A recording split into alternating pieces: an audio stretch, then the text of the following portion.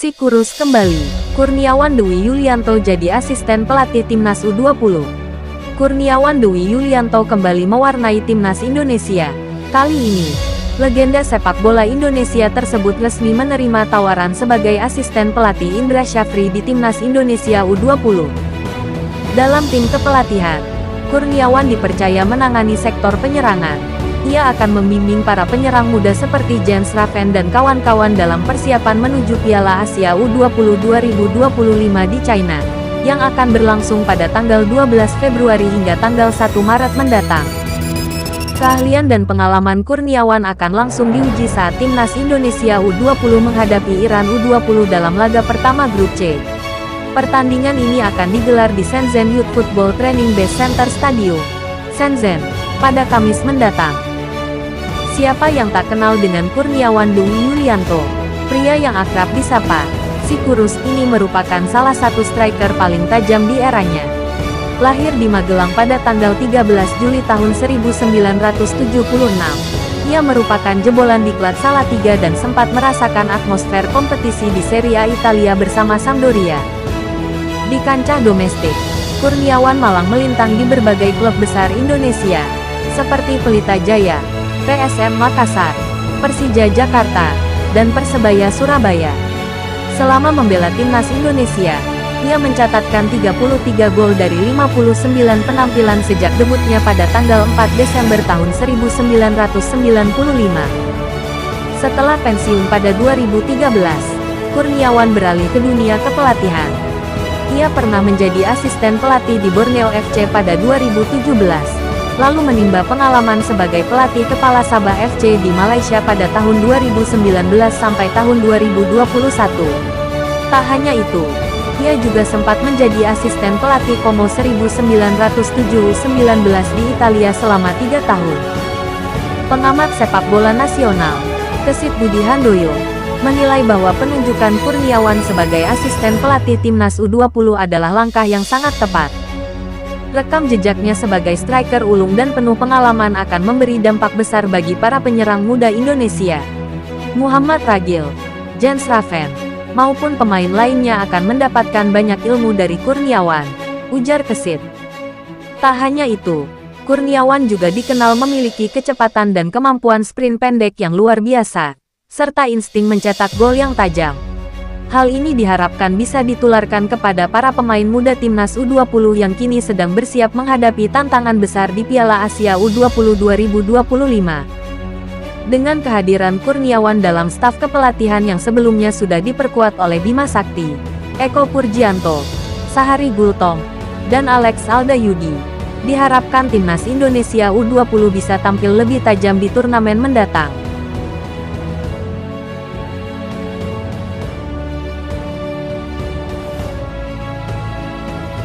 Mauresmo Hinoke gagal naturalisasi, tapi masih bisa bela Timnas Indonesia dengan cara ini.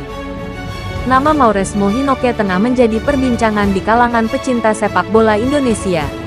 Winger berusia 19 tahun yang kini bermain untuk Top Os di kasta kedua Liga Belanda sebenarnya memiliki darah Indonesia, namun gagal merampungkan proses naturalisasi akibat aturan FIFA.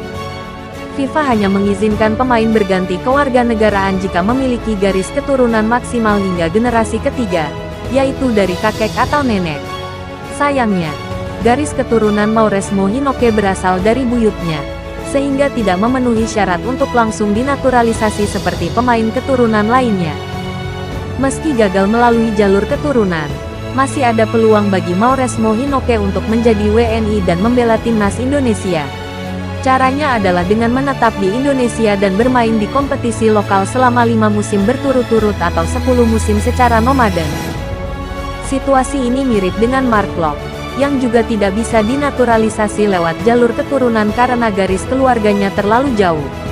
Namun, setelah 5 tahun berkarir di Liga 1, Mark Klok akhirnya mendapatkan status WNI dan mencatatkan debut bersama Timnas Indonesia pada tahun 2022 dalam laga uji coba melawan Bangladesh. Berbeda dengan Mauresmo Hinoke, dua pemain keturunan lainnya yang sempat memperkuat Timnas Indonesia U20 di Toulon Cup, yaitu Dion Marks dan Tim Guipens, justru sukses menyelesaikan proses naturalisasi mereka dan kini resmi menjadi WNI. Apakah Mauresmo Hinoke akan mengikuti jejak Mark Klok dan bertarung demi membela Garuda? Atau ia akan memilih tetap berkarir di Eropa? Kita tunggu kabar selanjutnya.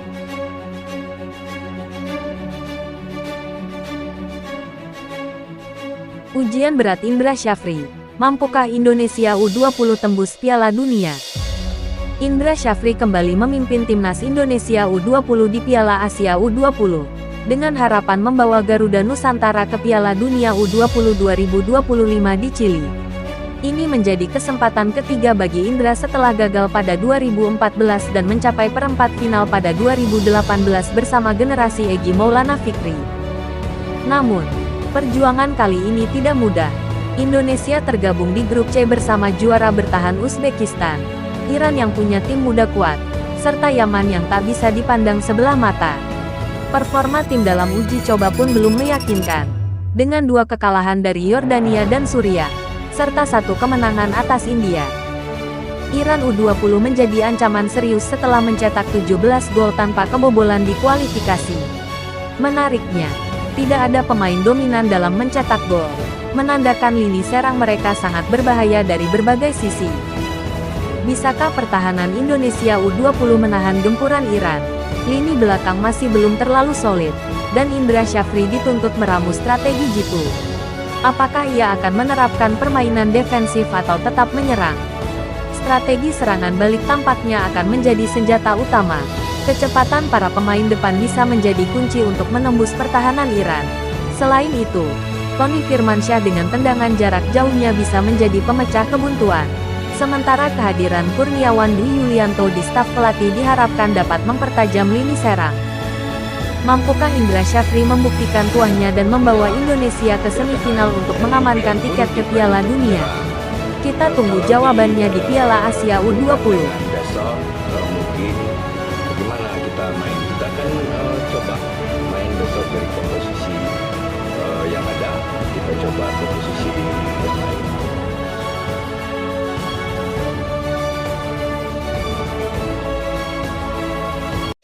Wasit Ahmed Alkaf diduga menyindir timnas Indonesia karena disanksi FIFA.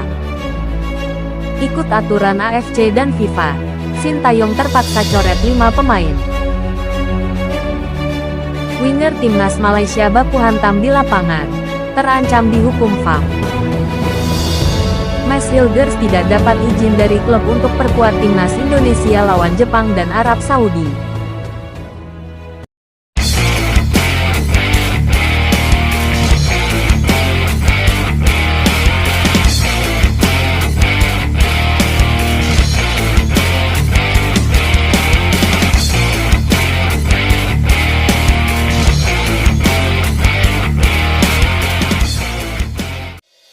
Wasit asal Oman, Ahmed Alkaf, kembali menjadi sorotan publik sepak bola setelah dianggap merugikan timnas Indonesia di putaran ketiga kualifikasi Piala Dunia 2026. Akibat keputusan kontroversialnya saat laga melawan Bahrain pada tanggal 10 Oktober tahun 2024, timnas Indonesia harus menerima sanksi dari FIFA sebesar Rp179 juta. Laga tersebut berlangsung panas, terutama karena keputusan perpanjangan waktu yang melebihi 6 menit, sehingga mengubah hasil pertandingan yang awalnya dimenangkan Indonesia 2-1. Di menit 90+9, Bahrain berhasil menyamakan kedudukan, memicu protes keras dari pihak Indonesia. Komite Disiplin FIFA akhirnya menjatuhkan denda terhadap timnas Indonesia dan melarang manajer Sumarji mendampingi tim selama 1 laga. Sementara itu, asisten pelatih Kim Jong Jin juga dilarang menemani tim selama 4 laga ke depan. Masing-masing dikenai denda 5.000 CHF atau sekitar Rp89,5 juta. Setelah kejadian ini, Ahmed Alkaf mengunggah 2 pesan di Instagram Stories. Pada postingan pertama, ia menulis, "Jadilah kuat, menjadi mandiri, dan mandiri," tanpa penjelasan lebih lanjut. Tak lama kemudian, Alkaf menambahkan postingan kedua, yang berbunyi, "Kadang keputusan sulit harus diambil untuk menjaga integritas." Meskipun tidak jelas apakah pesan-pesan ini ditujukan kepada pihak tertentu, publik menduga ini adalah tanggapan atas tekanan yang diterima dari supporter Garuda dan kritik terhadap keputusannya. Patuhi aturan AFC dan FIFA. Sintayong coret 5 pemain timnas Indonesia jelang lawan Jepang di kualifikasi Piala Dunia 2026. Dalam persiapan menjelang laga penting melawan Jepang pada tanggal 15 November tahun 2024, pelatih timnas Indonesia, Sintayong, terpaksa mencoret 5 pemain dari skuadnya. Hal ini dilakukan untuk mematuhi aturan AFC dan FIFA yang hanya mengizinkan 23 pemain untuk didaftarkan dalam daftar susunan pemain. Keputusan ini termasuk mencoret beberapa pemain penting seperti Muhammad Ferrari, Yance Sayuri, Hoki Caraka, dan Egy Maulana Fikri, serta Ivar Jenner yang dipastikan absen karena sanksi akumulasi kartu kuning. Namun, Jenner tetap dipanggil untuk pertandingan melawan Arab Saudi pada tanggal 19 November tahun 2024. Insiden pemukulan winger timnas Malaysia pada laga antara Perak FC vs Johor Darul Takzim di Liga Super Malaysia yang berlangsung minggu kemarin, terjadi keributan panas antara Arif Aiman Hanapi, winger timnas Malaysia, dengan Tommy Mawat. Insiden ini terjadi pada menit ke-84 ketika Johor unggul dengan skor 5-0. Arif, yang merasa dilanggar, merespons dengan gestur pukulan ke arah Tommy. Ketegangan pun meningkat ketika Tommy membalas dengan cekikan, dan keduanya sulit dipisahkan di tengah lapangan. Meski wasit hanya memberi kartu kuning kepada keduanya, Asosiasi Sepak Bola Malaysia tidak tinggal diam. Mereka akan melakukan investigasi lanjutan dan mempertimbangkan hukuman lebih berat bagi kedua pemain.